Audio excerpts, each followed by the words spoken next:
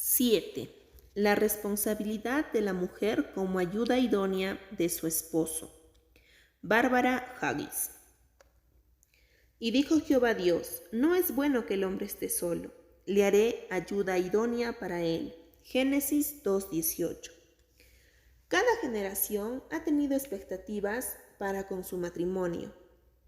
Mi propia madre, cuando se casó en 1934, planificó una bella boda y tenía las expectativas de una vida de ayuda y respeto a su esposo.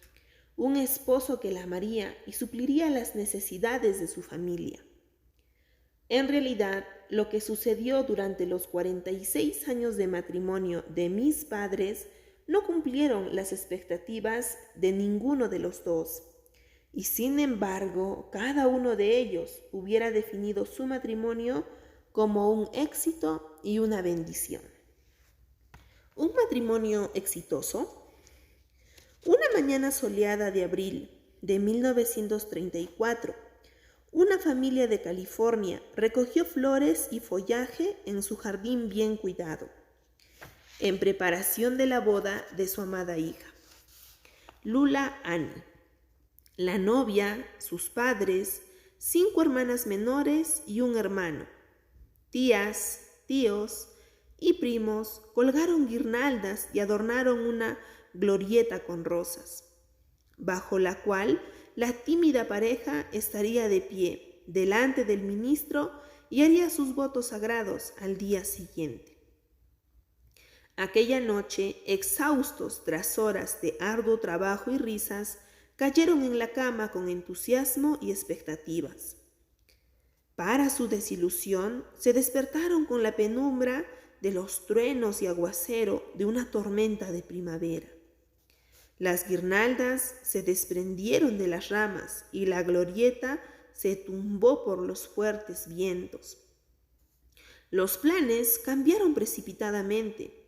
En el corto tiempo que les quedaba antes de la ceremonia, tuvieron que preparar la casa para la celebración. Las pocas fotos del acontecimiento se hicieron cuando la lluvia se detuvo momentáneamente y todos salieron corriendo hacia afuera. Estas mostraban una pareja joven en blanco y negro contra un telón de fondo gris, una imagen del comienzo del matrimonio. El padrino y su esposa planearon llevar a la pareja al destino de su luna de miel, una tarea nada fácil para el año 1934. La ruta costera a Santa Bárbara apenas estaba pavimentada y los neumáticos de repuesto del automóvil hicieron su aparición en más de una parada imprevista. Después de varias horas de celebración de bodas, estaban todos demasiado cansados para conducir con total lucidez. Entonces, estacionaron el automóvil al costado de la carretera y se quedaron dormidos. En la oscuridad de aquella primera noche, mientras dormían, un ladrón extrajo la maleta de la novia silenciosamente del automóvil. El ladrón le robó las pocas cosas preciosas que ella había reservado para su noche de boda. Por segunda vez, en menos de 24 horas, la joven novia, mi madre, lloró. El nombre de mi padre era Wilfred. Él tenía un hermano mellizo llamado William, y todos en la granja lo llamaban trabajador y haragán. Desde la niñez, mi padre trabajó duro y valoró el trabajo bien hecho. Cuando era niña, recuerdo ese apodo al observar la asombrosa energía que ponía en cada trabajo. Como trabajador no especializado, trabajaba en cualquier empleo vacante, como jardinero en un refugio de aves, en excavaciones de zanjas para los sistemas de desagüe, en las carreteras y casi siempre en los depósitos de madera. La naturaleza del trabajo le puso a menudo en peligro y sufrió más de un accidente grave. Después del nacimiento de mi hermana menor, una carga de madera le cayó encima a mi papá y le rompió el tobillo. Pero incluso con un yeso enorme en su pierna, Estaba determinado a trabajar y cojeaba por todos lados para ayudar a mi mamá a colgar la ropa recién lavada. Durante ese tiempo, mi madre conducía un camión de helados desde las 9 de la mañana hasta las 9 de la noche para abastecer a mi familia, compuesta por 7 personas, con $6 al día, suficiente para alimentarnos a duras penas. Mis padres simplemente hicieron lo que debían hacer. Estoy segura de que lloraban, pero raras veces lo veía. Mi papá se convirtió cuando yo tenía 12 años. Entre mis recuerdos más preciados está el día de su conversión, cuando atravesó la puerta con el rostro cubierto de lágrimas y abrazó a mi madre. Aquellos fueron los días más felices de mi niñez. Cada vez que cenábamos, nos contaba acerca de sus esfuerzos para limpiar sus vocabularios y la manera en que sus compañeros de trabajo se burlaban de él. Recordaba los intentos que hacía para testificar a sus compañeros y, lo más importante, irradiaba de gozo. Aquel verano, la iglesia a la que yo estaba asistiendo realizaba su picnic anual y por primera vez asistieron mis padres. Había pollo frito con ensalada de papas, pastel de manzana y melón. Mi papá jugó el voleibol con los de su clase de escuela dominical. Su risa todavía resuena en mi alma. El día después del picnic hubo otro accidente en el depósito de madera. Esta vez, mi papá casi pierde su mano con una sierra mecánica. Al año siguiente, tuvo que someterse a varias operaciones quirúrgicas. Mientras realizaba terapia física, memorizaba las escrituras y recibió un Nuevo Testamento de cuero con su nombre inscrito en letras doradas como primer premio del concurso de memorización de su clase de escuela dominical. Con lo difícil que había sido soportar el dolor físico, el dolor que mi padre tuvo que enfrentar los días siguientes fue mucho más fuerte. Ahora, este arduo trabajador no podía usar más sus manos para suplir las necesidades de su esposa e hijos. Los abogados defendieron los intereses de la compañía maderera y mi padre quedó tullido y sin un centavo. Desde el día que la corte informó la decisión, mi padre solo pudo trabajar para lo que le ofrecían: lavar platos. Mi hermana mayor recuerda un día cuando fueron a un restaurante con sus amigos y derramaron una jarra de Coca-Cola. Entre risas y diversión, apenas notaron la llegada del hombre que enviaron a limpiar el líquido derramado. Mientras limpiaba, pasando el trapeador, mi hermana miró a mi padre y pudo ver el tormento en sus ojos. Ella se sintió humillada y él se sintió atormentado por su vergüenza. Privado de su rol de proveedor, la depresión de mi padre fue en aumento, por lo que comenzó a beber en exceso. Con el tiempo, terminó en los barrios bajos de Los Ángeles. Durante los años que estuvo separado de nuestra familia, la gente decía a mi madre que abandonara a mi padre. Pero ella no lo hizo. Se aferró a su función escogida de ayudar y respetar a su esposo, y se aseguraba de que nosotros, sus hijos, habláramos de nuestro padre con amor y respeto. Cuando le diagnosticaron enfisema pulmonar, regresó a casa. Mi madre lo atendió cariñosamente los últimos 11 años de su vida. Los recuerdos que mis hijos tienen de su abuelo son de aquellos 11 años. Ellos adoraban a ese alegre tullido que hacía el mejor guiso de Chile y amaba a la abuela. Mi padre murió bendiciendo a mi madre, así como el Señor al que ella había sido fiel en obediencia a los votos que había hecho hacía muchos años. Cuando mi padre murió, mi madre lloró. El amado con el que había compartido tanto amor, dolor, sacrificio, fracaso, desilusión, perdón, risas y esperanza. El compañero con el que había compartido la dulzura y los retos de la paternidad se había ido. pero también hubo lágrimas de gozo, porque mi madre tuvo la satisfacción de saber que habían terminado bien. A pesar de las muchas dificultades de su peregrinaje, mis padres se despidieron sin amargura y dejaron a sus hijos una herencia de bendición. Según el punto de vista de hoy día, y en realidad, comparando las esperanzas humildes con las que habían comenzado, mis padres carecieron de todas las cosas que se estiman necesarias para el éxito en el matrimonio. Mi padre no había recibido una recompensa terrenal por su arduo trabajo, mucho menos por sus buenas intenciones y deseos de ser un esposo cristiano después de convertirse. Por muchos años, años perdidos, el desastre fue seguido por la desesperación.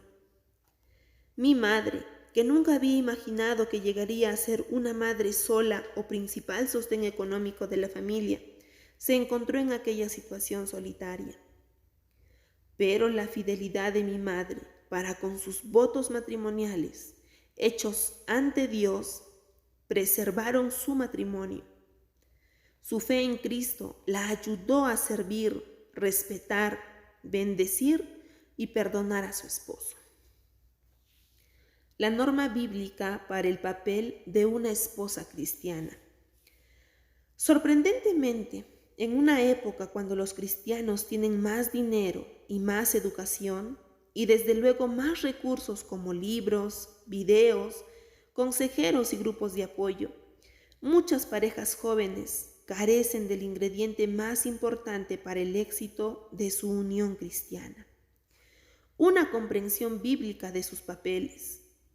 Sin duda, los pasajes tradicionales de las Escrituras que enseñan a los casados cómo relacionarse uno al otro no han cambiado. Pero el cambio de perspectiva de la Iglesia acerca de esta enseñanza ha dejado a las parejas indecisas y confundidas.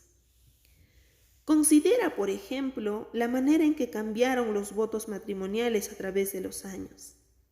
Con su sentimentalismo y generalidad, normalmente carecen de solidaridad con el pasado que refleja los compromisos que hicieron nuestros padres y abuelos para toda la vida. Históricamente, los votos matrimoniales cristianos estaban enraizados en las Escrituras, especialmente en la última mitad de Efesios 5. Creo que cada pareja cristiana debería entender e incluso aprenderse de memoria las instrucciones dadas allí. Esos votos sagrados abarcan la disciplina fundamental del matrimonio. Nos enseñan que la relación matrimonial debe reflejar la relación de Cristo con su novia, la Iglesia. Cristo y su Santa Iglesia ejemplifican el amor y la sumisión sacrificial que buscamos edificar en nuestro matrimonio. Escucha la palabra de Dios. Esposas, sométanse a sus propios esposos como al Señor, porque el esposo es cabeza de su esposa, así como Cristo es cabeza y salvador de la Iglesia, la cual es su cuerpo. Así como la Iglesia se somete a Cristo, también las esposas deben someterse a sus esposos en todo, y que la esposa respete a su esposo. Efesios 5, del 22 al 24. El apóstol Pablo decía que esto era un misterio profundo. Este misterio es más que profundo, es espectacular. El misterio del matrimonio no comenzó cuando Cristo vino y fundó su iglesia. Comenzó siglos antes. Fue el plan de Dios desde el comienzo. Por lo tanto, si quieres entender lo que enseña el Nuevo Testamento acerca del matrimonio, debes comenzar con el relato de Génesis acerca de la creación. El fundamento del Antiguo Testamento. En su libro de mayor venta, El regreso al recato, la joven autora Wendy Shallit sostiene que hoy día las personas pasan por alto el hecho de que nuestras diferencias son la clave de nuestra relación. Ella explica: la revolución sexual parece haber fracasado principalmente por ignorar las diferencias entre los sexos. No solo pensamos que hay diferencias entre los sexos, sino que estas diferencias pueden tener un significado hermoso, un significado que no es un hecho irrelevante, sino que puede conformar y guiar nuestra vida. Es por ello que nos fascinan los dramas y las vestimentas del siglo XIX. Ella tiene razón, y nosotras, que creemos en la palabra de Dios, no tenemos que adivinar o preguntarnos el significado de esas diferencias. Los primeros capítulos del libro de Génesis nos dan un mejor entendimiento del orden profundo y complejo que da sentido a las diferencias entre el hombre y la mujer, y por consiguiente de los papeles del esposo y de la esposa. Unidad. Las misteriosas palabras de Génesis 1:26 nos proporciona información esencial acerca de Dios. Y dado que fuimos hechos a su imagen, acerca de nosotros mismos, escuche el misterio de la declaración de Dios. Hagamos al hombre a nuestra imagen. Cuando Dios habla de sí mismo en plural, hagamos, y nuestra, nos damos cuenta de que aunque Dios es uno, no está solo. Cualquiera que sean los otros significados de haber sido hechos a imagen de Dios, este versículo deja claro que fuimos creados para relacionarnos. Entonces, la verdad que nos deslumbra es, igual que Dios, la humanidad es una y al mismo tiempo diversa. Sabemos por el resto de las Escrituras que las tres personas de la deidad, Padre, Hijo y Espíritu Santo, constituyen un solo Dios y que toda la eternidad han disfrutado de su relación uno con el otro. La humanidad ha sido creada según esta imagen, con personas distintas, hombre y mujer, creadas para disfrutar una profunda unidad. Esta unidad es más profunda que el vínculo con nuestra propia carne y sangre. En el instante en que sostuve a cada uno de mis hijos recién nacido en mis brazos, se produjo un vínculo poderoso. Ellos son de mi propia carne. Yo estoy muy allegada a ellos, entretejida con ellos. Sin embargo, no soy una sola carne con ellos. Soy una sola carne con mi esposo. La unión sexual entre el marido y la mujer hace que dos personas lleguen a ser literalmente una, un cuerpo y un alma. Con el transcurrir de los años, llegamos a ser cada vez más una sola carne, pues hay un intercambio de alma, una apropiación mutua de la vida del otro. Génesis 1:27 sigue diciendo, y creó Dios al hombre a su imagen, a imagen de Dios lo creó, varón y hembra los creó. El uso de los términos biológicos, varón y hembra, en vez de hombre y mujer, destaca la diferencia de los géneros, fisiología y función. Comprender las diferencias nos ayudará a apreciar el mandato de Pablo en Efesios, de sumisión y respeto a nuestro esposo. Entender esto les brindará a las muchachas jóvenes lo que están buscando: un sentido de importancia de la diferencia de género en sus vidas. Diversidad.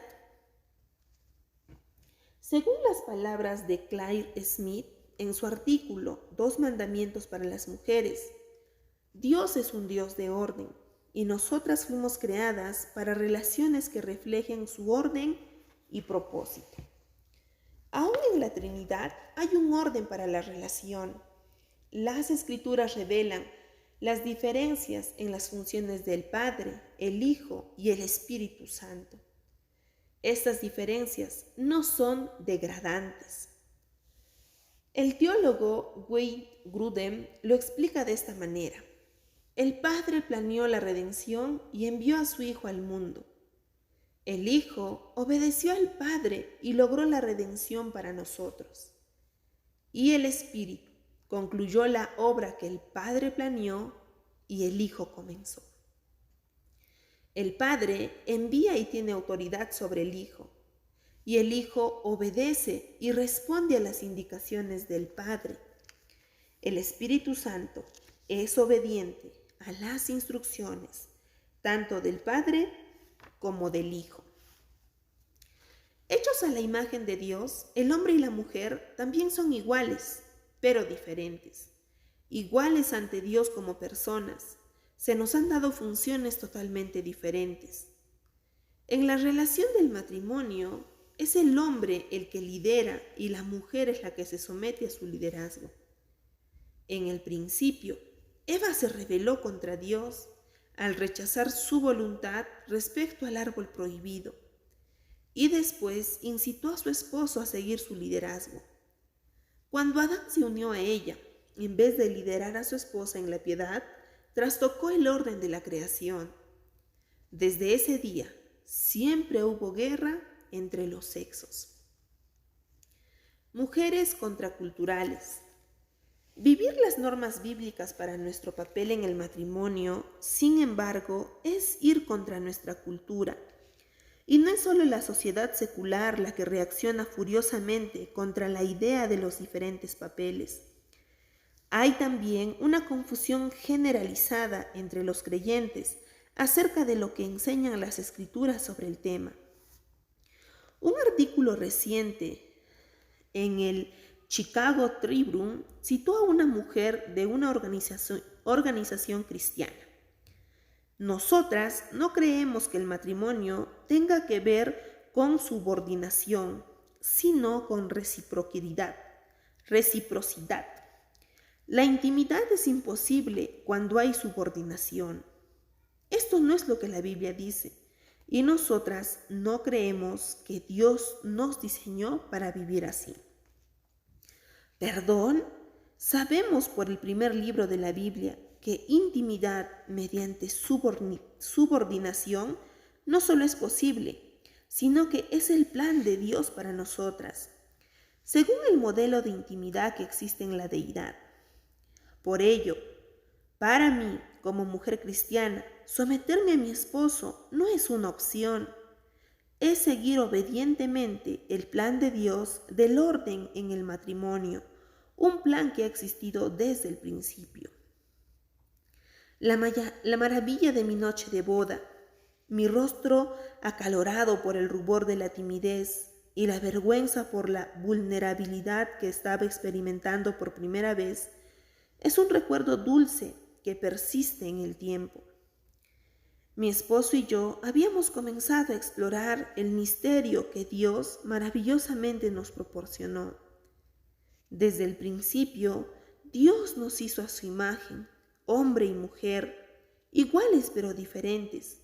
Y cuando las mujeres vivimos este profundo misterio, estamos agradando a Dios al vivir su magnífico orden.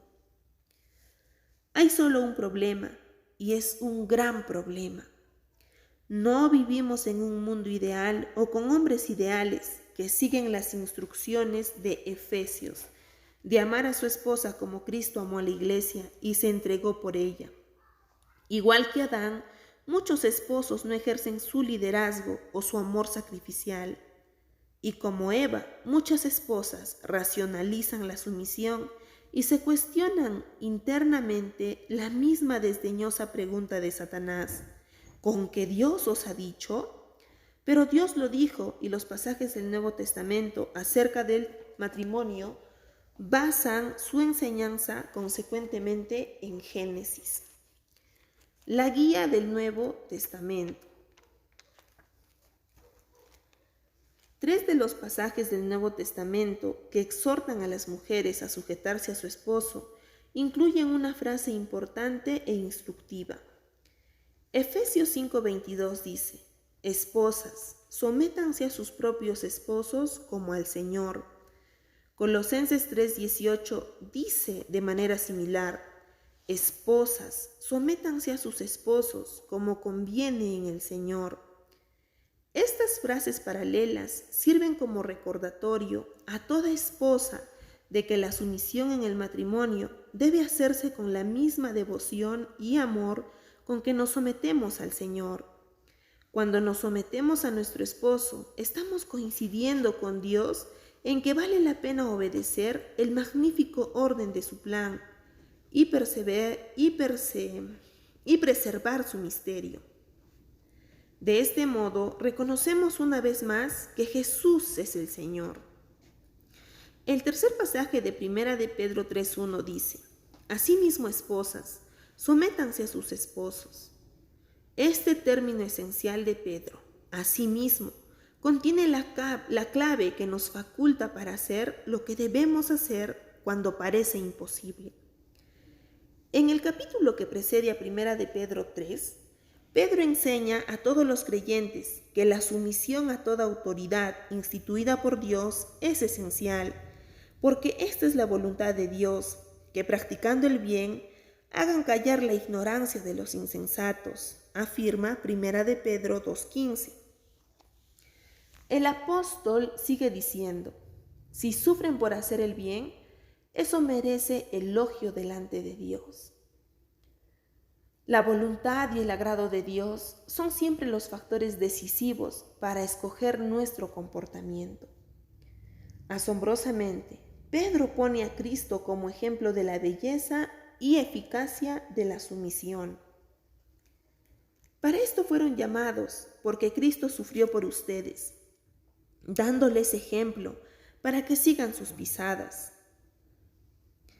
Él no cometió ningún pecado, ni hubo engaño en su boca.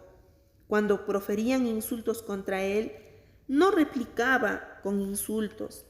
Cuando padecía, no amenazaba, sino que se entregaba a aquel que juzga con justicia.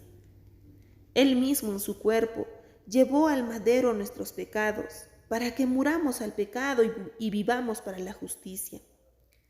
Por sus heridas, ustedes han sido sanados.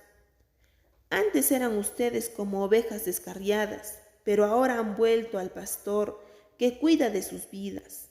Asimismo, esposas, sométanse a sus esposos. 1 de Pedro 2:21 y 3:1. Puede que tú y yo hayamos leído muchas veces este mandamiento para las esposas como una idea independiente, separada del versículo que le precede, pero asimismo nos relaciona con el ejemplo y la persona de Jesús. Hemos de someternos a nuestros esposos del mismo modo que Cristo se sometió a la voluntad de Dios y fue a la cruz. Él se entregó a aquel que juzga con justicia. La persistente fe de Jesús en la bondad y sabiduría de Dios en todo era firme. La obediencia a la voluntad de Dios fue su principal preocupación. La obediencia a la voluntad de Dios fue la falla puntual de Eva. Ella dudó en la bondad y sabiduría de Dios que le negaba el árbol del conocimiento del bien y del mal.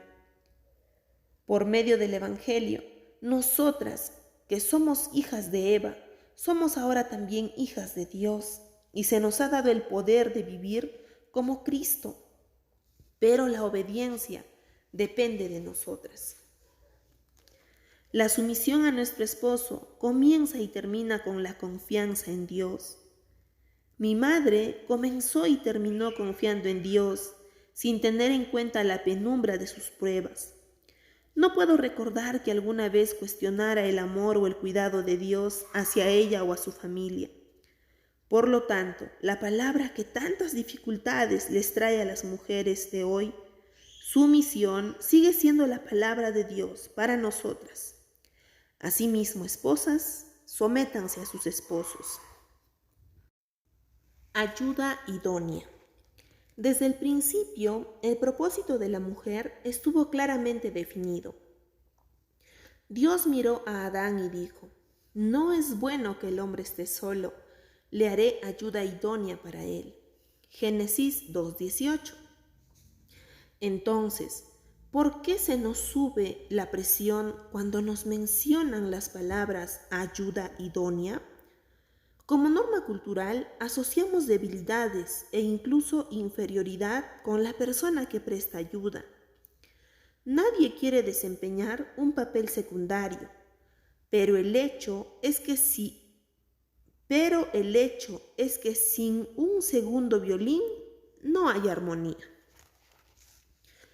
¿Qué significaba antes y qué significa ahora ser ayuda idónea? Por ejemplo, ¿con qué tareas debía ayudar a Adán Eva? Ella debía ayudarlo a cumplir el mandato de sojuzgar y señorear la tierra. Pero ella le falló a Dios cuando hizo que Adán se sometiera a Satanás junto a ella. Nosotras, como hijas contemporáneas de Eva, no debemos fallar como nuestra madre. Nuestra tarea es alentar a nuestro esposo a obedecer la palabra de Dios y voluntad para su vida. La primera vez que comencé a entender este concepto de un modo personal fue cuando mi esposo era un joven pastor en California. Yo notaba que cuando las cosas iban bien en la iglesia, él estaba muy optimista, pero cuando las cosas salían mal, se desanimaba fácilmente. Si la asistencia de la iglesia era concurrida, él se ponía contento. Si los hermanos faltaban, entonces se deprimía. Posteriormente, la asistencia disminuyó por mucho tiempo, y aunque no se confesó conmigo, estaba pensando seriamente en la posibilidad de abandonar el ministerio pastoral. Una noche, después que los niños se durmieron profundamente, comenzó a hablarme de su desdicha. Mis intentos por consolarlo no lograban animarlo. Cuando le dije, cariño, tu sermón realmente me habló este fin de semana, me respondió, ¿de qué me sirve si las pruebas seguirán el fin de semana que viene? Intenté nuevamente. Solo piensa en Noé, que predicó durante 120 años sin un solo convertido.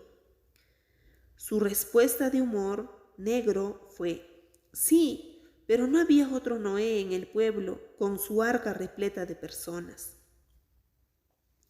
Finalmente dejé de ofrecerle consuelo y me limité a escucharlo.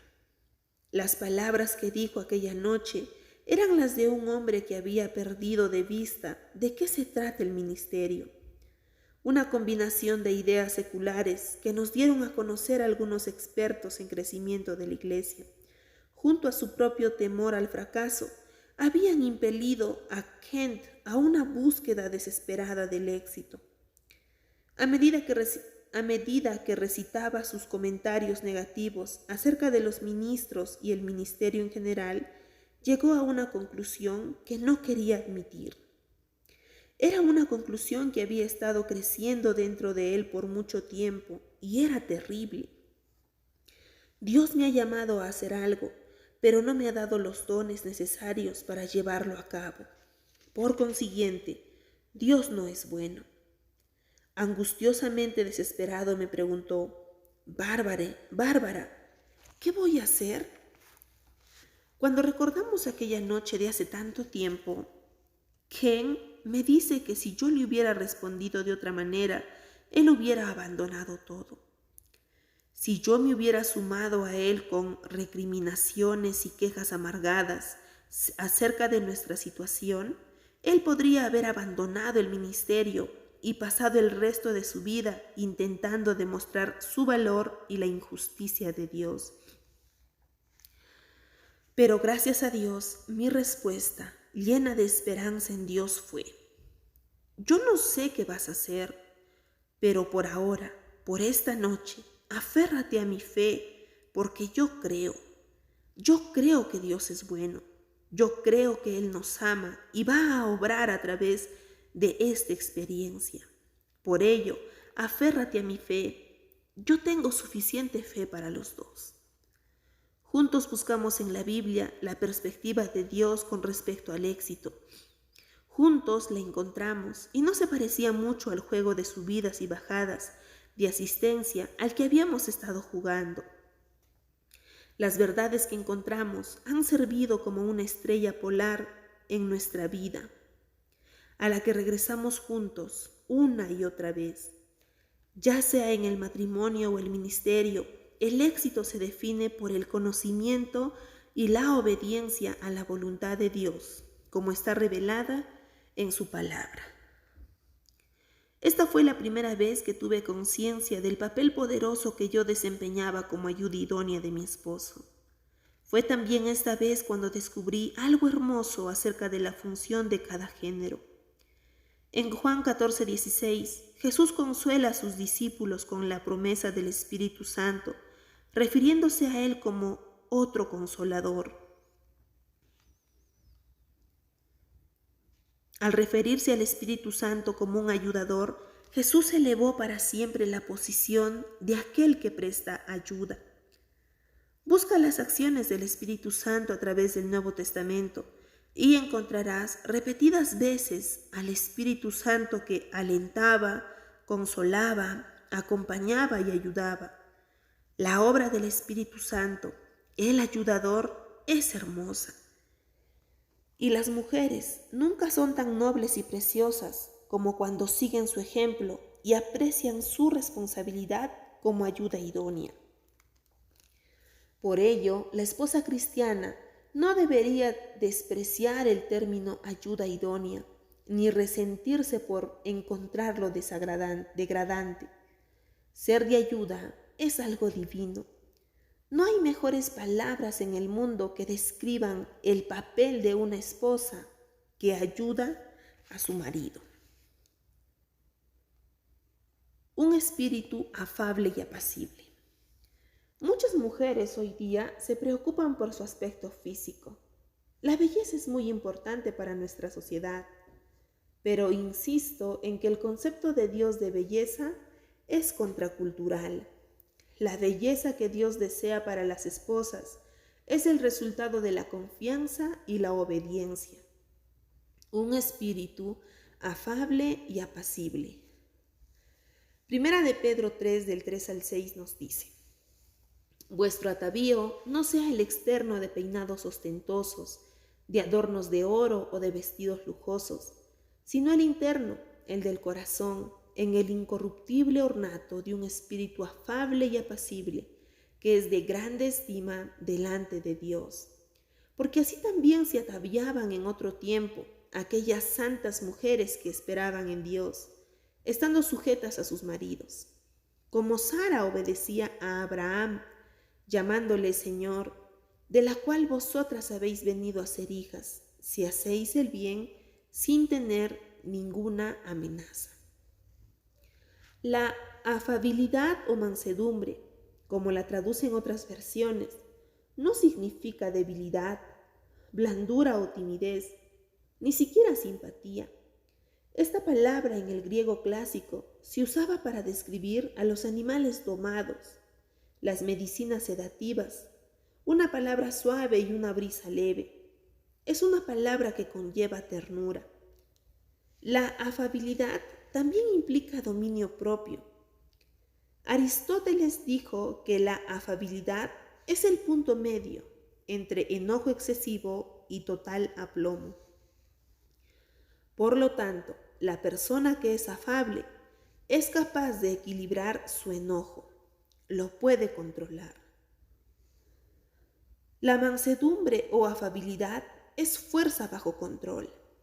La mujer afable es fuerte, tiene control de sus temores, es fuerte como el acero. Jesús nos dice en la tercera bienaventuranza: bienaventurados los mansos, porque ellos recibirán la tierra por heredad. Mateo 5:5.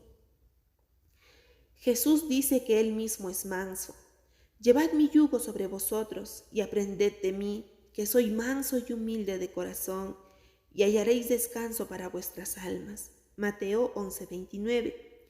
Y en Primera de Pedro, las mujeres de antaño, en particular Sara, son ejemplos de una belleza mansa. Aprendemos de Primera de Pedro 3 que el espíritu afable y apacible de Sara era el resultado directo de confiar en Dios y a la vez someterse a su esposo. Esta es una belleza de la que no se habla mucho en estos comienzos del nuevo milenio.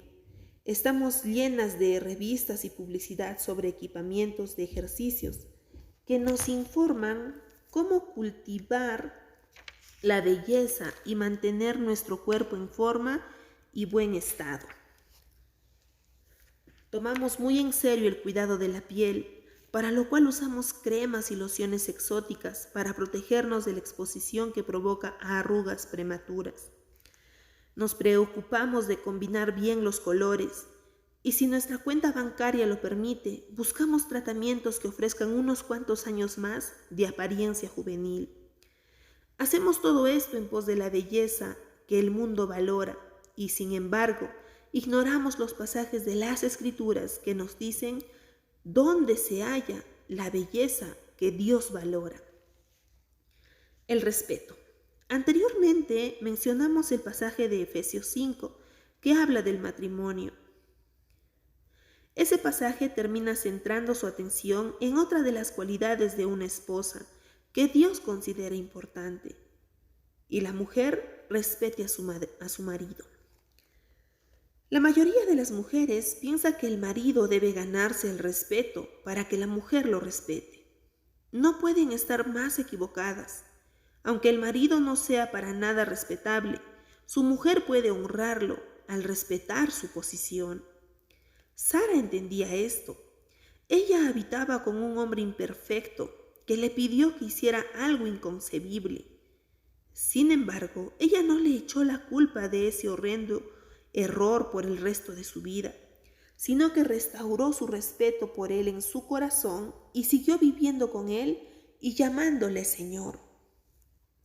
¿Recuerdas la historia de mi madre? Así como ella nunca cuestionó la bondad y el cuidado de Dios sobre nosotros, siempre se aferró a su amor y respeto por mi padre. Nunca permitió que nosotros, sus hijos, ni ninguna otra persona habláramos mal de él. Incluso en su peor momento, que pudo haber sido bastante malo, mi padre siempre pudo estar seguro de que el amor y el respeto de mi madre por él seguía firme. Con el tiempo, el espíritu de mi madre obtuvo sorprendentes beneficios para el matrimonio y la familia. Debido a su fidelidad y perdón, mi padre regresó a la familia durante aquellos 11 años anteriores a su muerte. Debido a su decisión de respetar a mi padre, sus hijos y nietos tienen recuerdos de una relación positiva entre ellos. Podemos recordar las pequeñas cosas, como las enormes tarjetas de aniversario que mi padre escribía con la letra casi ilegible de su mano atrofiada y las cenas que preparaba con gran esfuerzo para cuando mi madre regresaba del trabajo como empleada de limpieza en un colegio preescolar. En la actualidad, demasiado a menudo escuchamos de un amor que es solo condicional. Te amaré siempre y cuando me ames. Pero mi madre entendió que el verdadero amor no tiene nada que ver con las circunstancias, y aunque ve el objeto del amor con todos sus defectos, lo ama igualmente. El amor verdadero es un deliberado acto de la voluntad. Es el respeto dado, porque el Señor exige que se respete.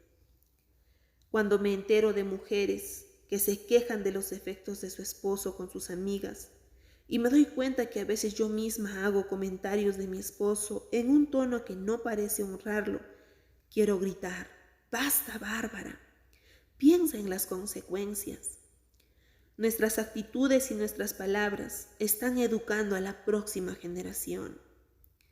¿De dónde has aprendido a hablarle así a tu esposo y a hablar de tu esposo? ¿De los programas de debates y series cómicas o de las palabras de Dios? La voluntad de Dios es que respetes con amor a tu esposo, aunque no se lo merezca. Ten cuidado con lo que haces y lo que dices. Dios ve y escucha. Una meta como esposa para toda la vida. Cuando Eva fue tentada, ella quería lo que Dios, en su benevolencia, no le había dado. Las cosas no han cambiado. A veces desearía una vida más fácil y tranquila. A veces anhelaría estar libre de los problemas de otras personas.